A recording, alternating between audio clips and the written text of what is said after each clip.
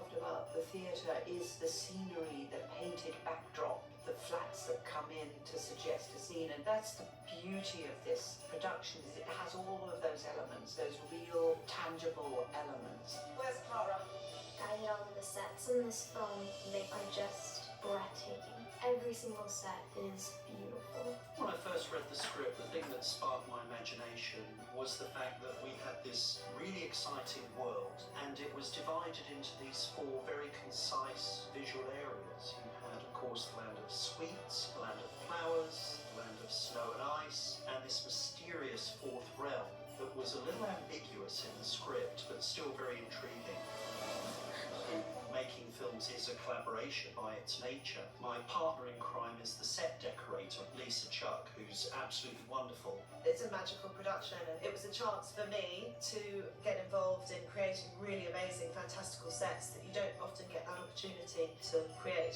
Your Excellencies, may I present Miss Clara Starbar. I've worked quite hard at creating a very strict colour palette. We start with real Victorian London in the late 1800s, and we wanted to do Christmas without doing the typical reds and golds. So we came to this idea of using teals and blues and greens. We're on one of these streets, and they've completely transformed it into a Victorian street. There's snow on the ground, there's people in crazy outfits, there's a bunch of carriages drawn by these beautiful horses. It was kind of like we have gone back in time and we're now in Victorian England.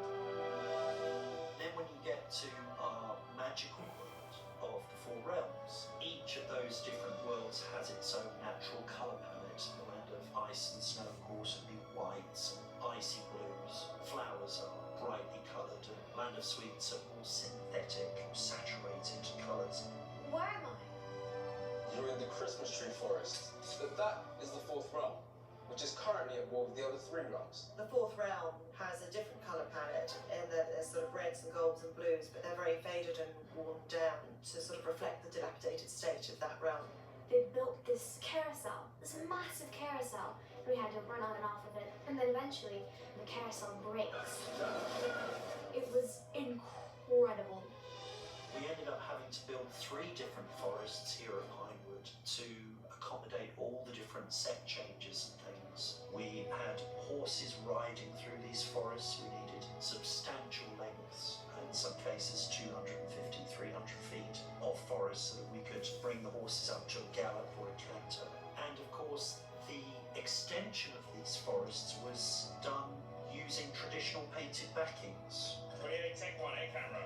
It's kind of incredible to be able to walk on a set, be in completely different worlds, get into character, and then it feels real.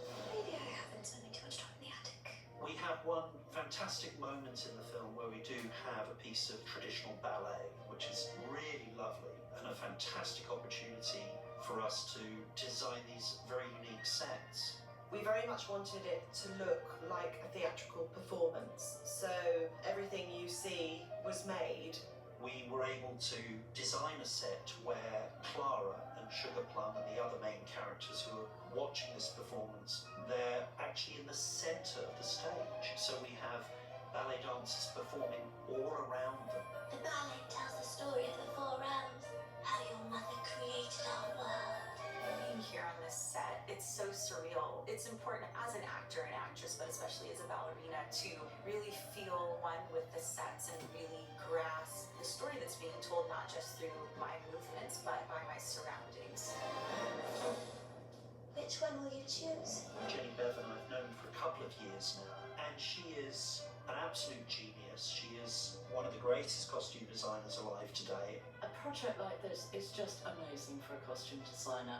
The variety will provide some fantastic characters to costume. The party dress has the top with poofy sleeves and a little poofy flower, and it's really fun, cute little tails. Clara's a bit of a tomboy, but for the party, because it's formal and we're in the 1870s, she wears a traditional party frock. You kind of can feel the fabric moving, like if you jump or something, it all kind of moves with you. And I love the bustles that I have. I absolutely love them. You look like the daughter of a queen. For the pageant, Clara then wears a frock that we imagine is something in the realms that would be very princess-like and a great opportunity for a really fantasy look. The pageant dress, that is a really beautiful the lace and the sleeves, it flows and has like this long train, it's got like this flowery pattern. It's one of those dresses when like you're a little girl and you wish you could wear like a really crazy fancy dress. That's that dress. The regent of the land of sweets, sugar plum. For the sugar plum costume, we'd chosen this dress which had movement in it and was made out of little fans, 3-layered little fans. There must be about 200 of them, pleated. They take up a phenomenal amount of fabric.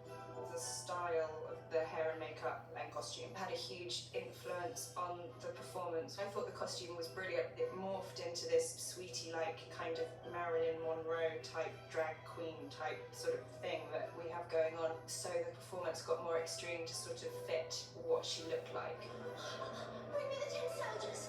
You can't use tin soldiers. What? Of course I can, don't be silly. To see the artisans and these extraordinary craftsmen, from the costume designer through the hair and makeup designer, through to the props, through to the set design, the set dressing, they've been allowed to completely use their imagination. I have so much respect for every person that's blending a small piece or a big piece to make all of this work together so smoothly. What all of these people can make the sets look like, and the costumes, the hair and the makeup. It's truly impressive. Although the Nutcracker has been with us for so long historically, I hope that what the audience will take away from this film is just a wonderful new world that they haven't experienced before. Clara, your mother was the cleverest inventor I ever knew. And there was never any doubt when I asked what her greatest creation was. It was you.